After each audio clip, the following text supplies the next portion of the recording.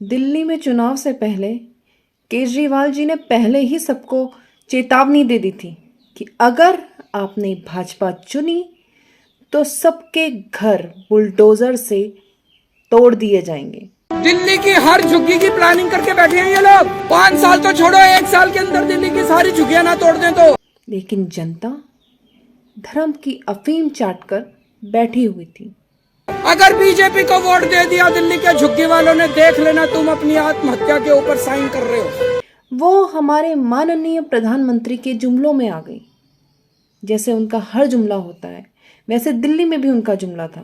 दिल्ली से झुग्गी झोपड़ी वालों को कहना चाहता हूं कि आप चिंता मत करिए, जहां झुग्गी है वही मकान देने का काम नरेंद्र मोदी जी समाप्त करेंगे। किराए के घर की जगह अपना घर,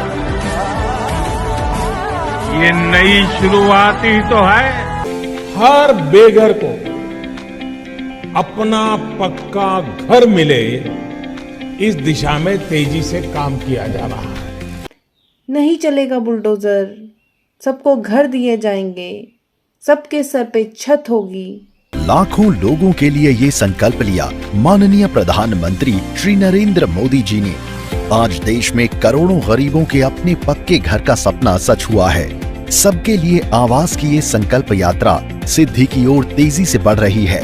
देश की राजधानी दिल्ली में इन झुग्गी झोपड़ी क्लस्टर्स में दिक्कतों में गुजर बसर करने वाले इन लोगों को बेहतर रहन सहन प्रदान करने के लिए हमारे दूरदर्शी प्रधानमंत्री ने अपने संकल्प को विस्तार दिया। भाजपा के 100 दिन याद आ गए केजरीवाल। भाजपा आएगी तो दिल्ली का सत्यानाश कर दे। केजरीवाल जी ने कहा था कि भाजपा आएगी तो मोहल्ला क्लिनिक बंद हो जाएंगे, और देखो गरीबों का इलाज छीन लिया गया। केजरीवाल जी ने चेताया था पावर कट लगेंगे, और आज बिजली के बिल आसमान छू रहे हैं और हर दिन पावर कट शुरू हो गए हैं। केजरीवाल जी ने कहा था कि स्कूलों की फीस बढ़ेगी, और सचमुच बच्चों का भविष्य फीस के बोझ तले दब गया। मासूमों को स्कूलों से निकाला जा रहा है।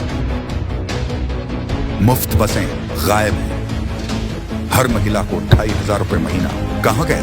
100 दिन में ही पानी की सप्लाई में भारी कमी हुई। नल में सीवर का गंदा पानी पहुंच रहा है। गर्मियों में AQI रिकॉर्ड तोड़कर 500 पार पहुंच गया।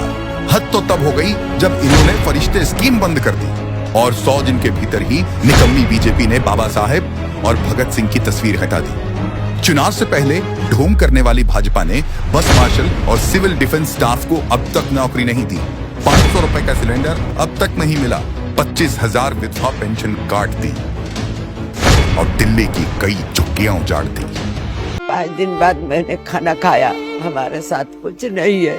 मेरे बेटा का काम नहीं, मेरा काम नहीं। मुझे बुरे पे में कोई काम पर नहीं रखेगा। चुनाव में यहाँ पर आए थे बीजेपी वाले वोट मांगने। बीजेपी वाला वोट मांगना है, बीजेपी के साथ पे घुमा, मगर प्रचार भी किया हूँ, दिल जल गया। और क्या आपकी बार बीजेपी थोड़ी जीतेगा? हमें पता ही नहीं था कि राशन कार्ड बनेगा तभी घर मिलेगा, और राशन कार्ड इतनी जल्दी बनता नहीं है। सारी दुनिया को पता है, मोदी को भी पता है। हमारा तो अब कोई नाम ही नहीं बचा। हमारे तो सब डॉक्यूमेंट इसी में दब गए। अब क्या नाम रहेगा हमारा? जब घर नहीं है, कागज नहीं बचे, अब तो ये एड्रेस का भी कुछ नहीं है, तो अब क्या नाम है हमारा? ये बूढ़ी बूढ़ी दादी वालों कहाँ जाएगी बताइए? इनका सहारा कौन बनेगा? ये देख लीजिए हालात। ये बिस्तर बचा है, सिर्फ बिस्तर बचा है, और दादी 80 साल की दादी इस मलबे के ऊपर, पत्थर के ऊपर यहाँ सोती है। पर अब सबके घर टूटे हुए हैं। एक महिला 8 दिन बाद अपने पति को हॉस्पिटल से घर लेके आई और देखा सारा सामान दब रखा है उनके टूटे हुए घर के नीचे। बहुत दुख होता है, बहुत दुख होता है। मेरी आंखें अभी हल्की सी नम हो चुकी हैं।